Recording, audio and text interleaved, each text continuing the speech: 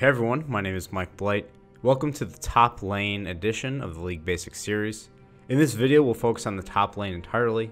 Topics include the responsibility of the top laner, the different roles that we see in the top lane and top lane champion pool, and ultimately how to make a difference, a meaningful difference and impact at all stages of the game, from the laning phase, mid-game, and even later into the end game. Let's jump into the Rift. This might sound like an oversimplification, but before we talk about making contributions to your teammates, let's remember that you are supposed to go one-on-one against someone else.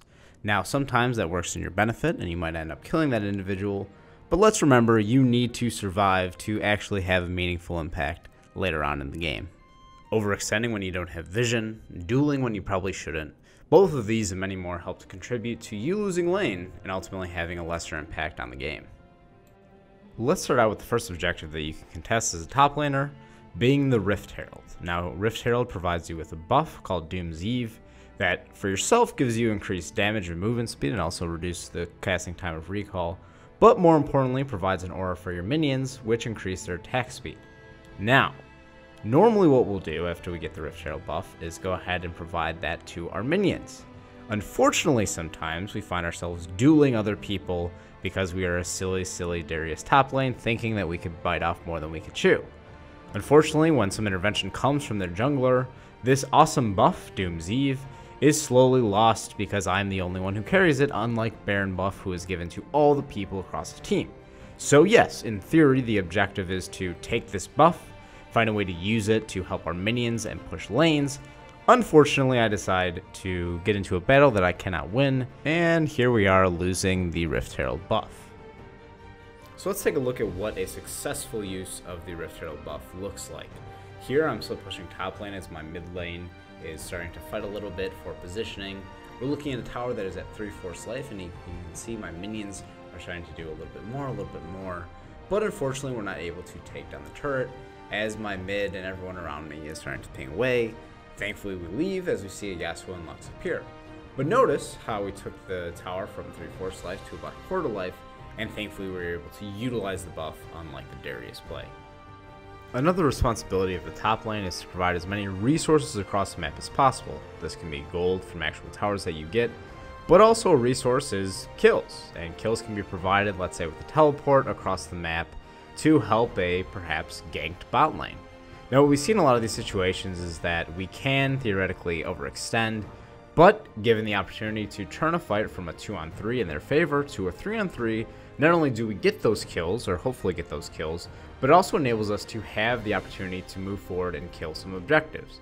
Now, some of these objectives might not be there, the tower might not be there, the dragon might not be there, and it's also important to note that just because we as individuals want to make a fight happen, or we think we could turn that battle, sometimes our teammates are not on the same page as us, and it can result in us maybe getting killed. Thankfully in this clip, everyone seemed to be on the same page. We get a double kill, we get the dragon. All of this enabled by map awareness, us looking around, and using our teleport at the right time. Let's talk about selecting roles. From your League of Legends client, you go to the top right corner, click your profile, and then you also see this item that says Champions. Now, within the League of Legends community and what Riot Games has put out, we see that there are 6 primary roles, 2 of which really pertain to the top lane in Fighter and Tank. However, when we click, let's say Fighter, we start to see a relatively expansive list, and unfortunately most of these champions go in lanes that are not just top, more than likely jungle. But what happens when we look at the tank list? Again, we start to see some supports, we start to see some junglers.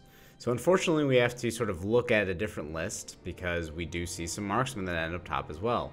I've taken and adapted some of the language that Riot uses. Still, we have tanks and fighters, but I also added this third category. And if, again, you look at the champion select screen and you type in fighter or you type in tank, you will see some of these champions overlapping in multiple roles. But I've added this third category of carries. Let's not get too caught up or maybe engrossed into the language that we use here. A carry is someone in most cases that will be providing the highest amount of DPS for your team damage per second. Now, that's not to say that a Fiora or Renekton or any of these champions that are classified as fighters cannot do that, just as a tank can also carry a game. But instead we're looking at this idea of carrying a game from the strict perspective of dealing the most damage to the enemy team. As a tank, your job is to provide a formidable front line for your teammates. In most circumstances, you're going to soak up a ton of damage in the hopes that the other carry type roles are able to do enough damage to their backline. So you're protecting yours while hoping that they kill theirs. A fighter, on the other hand, wants to, well, fight. We'll use a term like duelist probably interchangeably here. Riot has also implemented ideas of being a juggernaut because you have the prowess to continue going back and forth with the enemy. There are definitely overlaps when it comes to tanks in terms of itemization and probably making you quote-unquote tanky, but your role is a little bit different. And of course, as we've mentioned so far, a carry, an individual who is going to provide the highest damage output for your team. Common examples of champions that get fed that can sort of get out of control really quick are the top lane of these carries, the Rivens, the Aurelias, and the Jax mains of the world. There's certainly something to be said when it comes to mages or supportive tops. Champions like Ryze, Lulu, Lissandra that we've seen before, heck, even a Twisted Fate at some of the previous patches. But let's go ahead and take a look at what some of these three categories look like in action, and hopefully we can encapsulate some of the ideas that we're talking about. Let's use a popular tank example in the champion Malphite. Now, Malphite is a rock, and according to Graves' lore, he hates rocks. No, I'm just kidding. Graves is the top laner I'm against, and at this point I'm just trying to slow him down to the point until my carries can get here and use my ultimate Unstoppable Force aggressively. But sometimes you don't have the ability to do that. Instead, you have to use Unstoppable Force, like here, as a way to protect your AD carries. Now, keep in mind that you are now in the front of the line. Your champions, like Yasuo right there, might go a little bit further, but I'm tanky. I have a lot of health, I have a lot of armor. I feel comfortable being in front of my carries, just in case Thresh tries to land another hook again. Let's look at another example with Shen, the Eye of Twilight, the coolest champion just by default because he's a ninja. In this particular example, we see that we have just secured Baron and we are trying to retreat to our base. Unfortunately, Yasuo is moving like a bat out of hell, and I can't recall, so I decided to stay and fight. My teammates had different ideas, so I began to run away. However, as we see in this particular example, my teammates now decide to fight, so I throw myself in the fray. Again, I'm a tank. I'm getting slapped around quite a bit. I'm trying to make it back to my AD carry and my mid lane. Unfortunately, the Janna and Kalista are stopping me, so I decided in this moment to turn around and start to fight. Taunt again, keep auto attacking, hoping that something sticks, get a double kill, which for a tank is pretty good. Stop them from killing my dudes, and I was able to steal some kills myself. One of the greatest parts about League of Legends is the different nuances and interactions that we have in regard to your champion versus their champion. Now, what we see in this particular clip is that Poppy was able to force me back on Shen early, but thankfully I had the Summoner Spell Teleport, and here I am returning. Now, Poppy unfortunately does not respect my damage, and it gives me an opportunity to be able to duel and fight and eventually end up with a kill. Now, this is one illustration of early game. There are plenty of champions, such as Malphite and Nautilus even, who are inherently tanky. Their kits are tanky, but they cannot win 1 versus 1 at the beginning stages of the game. They're more so teamfight oriented. We see that I die, but thankfully Wukong is able to secure the kill for us there. Other champions, on the other hand, like Quinn, have the ability to duel, which is why we're seeing her so heavily played within the meta, Graves included as well. Unfortunately, this Yasuo is biting off a little bit more than he can chew, and what we're seeing in this particular clip is I'm able to secure a kill 1 versus 1. Now, I am 2 kills up. I see that bot lane is being ganked and the jungler has appeared a few times. With the teleport from Udyr into the bot turret, the great dredge line from Nautilus, I'm able to secure 1 kill, go in onto the Jinx, although missing my ability, continuing forward, and within this clip again, a champion like a Shen might not have been able to do a lot, might not have been able to turn the tides of battle. Nautilus here is doing a great job following up and even landing his dredge line once again. I am able to secure yet another kill on this carry, making myself 5-0 at around the 5-minute marker. Later on in the game, when items have become more common within the champions, Udyr is able to fight me 1 versus 1. Thankfully, I am very fed, and in most circumstances I would have died to this Udyr, but because of my build, because I was so far ahead thus far, I was able to secure this kill. Not all champions are created equal, and as a result of it, some champions are able to pull off some interesting type of mechanical plays. In this example, I see my team getting automatically charged onto, and as Darius, I am able to use my self-healing mechanics to continue the fight forward. Now, from this perspective so far, it looks like we're losing this battle, which, to be fair, we are.